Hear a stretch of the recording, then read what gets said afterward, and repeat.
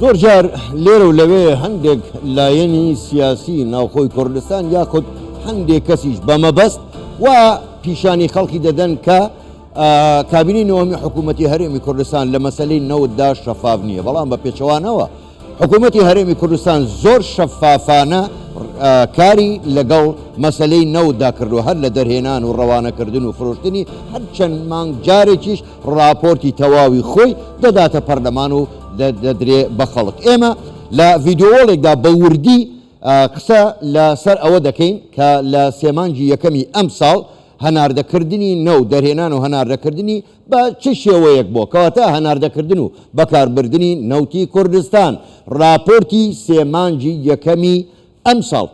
فرۆشتنی نەوت چەندێک فرۆشتراوە لەم سێمانگەدا؟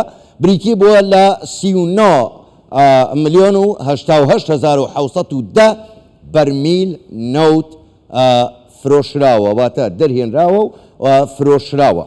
باش دوای ئەو ئەمەی کە تەمان ئەم نەوتە کە دەردێ هەندێکی بە بۆری دەڕوا، هەندێکی بە جۆرێکی کەیە. ئەمەی کە بە بەرمیل ڕۆشتەوە، ئەمەی کە دەرهاتووە چەندێکە؟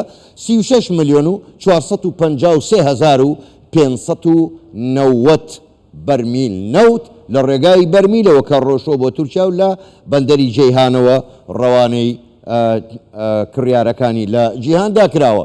بۆ پاڵاوگەکان چەندێکی بۆ پاڵاوگەکانی هەرێمی کوردستان بووە 2,222,083 بەرمیل نەوتوە. ئەمە وەزارەتی سامانە سروشتیەکان خۆی دەیداتە پاڵاوگەکان کە بۆچی؟ بۆ ئەوەی ئەم نەوتە بپاڵێوێن بۆ نەوتی سپی، بۆ بەنزین، بۆ گازوەیل، بۆ ئەو شتانی کە هەیە ئەو ژمارەی داوەتە پاڵاوگەکان تا بۆ وەزارەتی سامانە سروشتیەکان، واتە بۆ حکوومەتی هەرێمی کوردستانی بپاڵێوێن. فرۆشتن بە پاڵاوگەکان چەند بووە؟ ئەمەی کە حکوومەت پێی فرۆشتون 284,601 بەرمیل بە پاڵاوگەکان فرۆشراوە کە بۆ مەبەستی تر بەکار هاتووە. فرۆشتنی ینی ناوخۆ ینی لە نەوت کە چەندێکی لە ناوخۆ فرۆشراوە 124,436 بەرمیل نەوت بووە.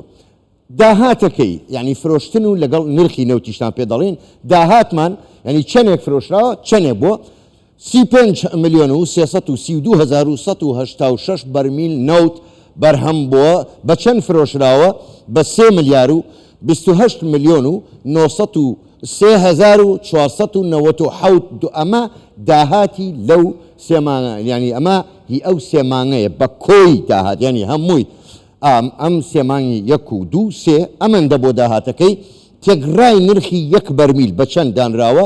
بە $84.73. واتە ئەمە داهاتەکەی بووە لە ئەو سێمانگی یەکەمدا. ئەمە هی بۆریەکە بوو، ینی واتە ئەو نەوتەی کە بە بۆری ڕۆشتەوە بۆ بەندەری جەیهان لە تورکیا بەو فرۆشراوە. فرۆشتن بە پاڵاوگەکانی ناوخۆ چەندێک فرۆشراوە؟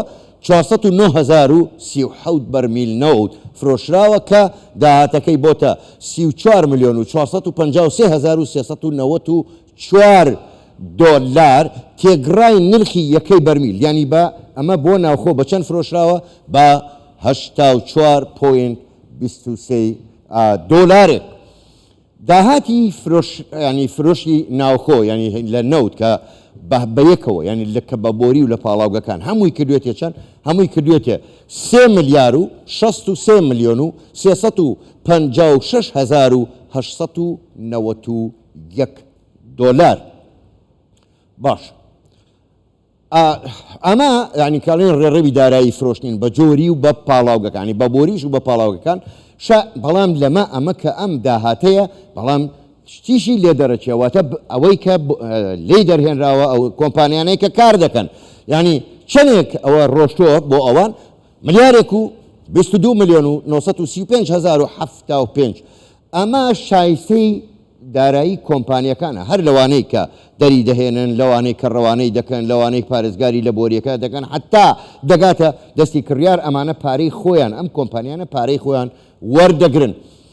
پوختەی داهاتی نەوتی وەرگیراو لەلایەن حکوومەت لەم سێمانگەیە چەندی لە فرۆشتنی نەوت لە بە هەمووی، هەم لە ناوخۆ هەم بە بۆری چەندی دەستکەوتووە؟ ملیارێک و 343 ملیۆن و 841,232 دۆلار دەستکەوتی حکوومەت وە پاشەوەی کە پارەی شایستەدارایەکانی کۆمپانیەکانی لێ دەرکراوە. ئەمە دیارە 600 ملیۆن دیلاریش بۆ هەندێک خەرجی تر هەیە، ینی هەر بە تەنها دەرهێنان و ئەمانە نییە، مەسەرەن عەمبارکردنە، گواستنەوەیە، کرێی گواستنەوەیە، ینی کۆمەڵێک کاری تر هەیە لە بواری نەوتدا کە ڕەنگە لێرە دیار نەبێ. ئەوەی کە پێی خۆش بێ بە وردی بزانێ ئەتوانێت راپۆرتی دیلۆت ببینێ کە لە ماڵپەڕی کوردستان 24.net بڵاو کراوەتەوە، دەتوانن بینەرانی بەڕێز بە وردی بچن تەماشای بکەن و هەموو وردەکاری دەرهێنان و فرۆشتن و داهاتی نەوتیتیایە بۆ هەرێمی کوردستان.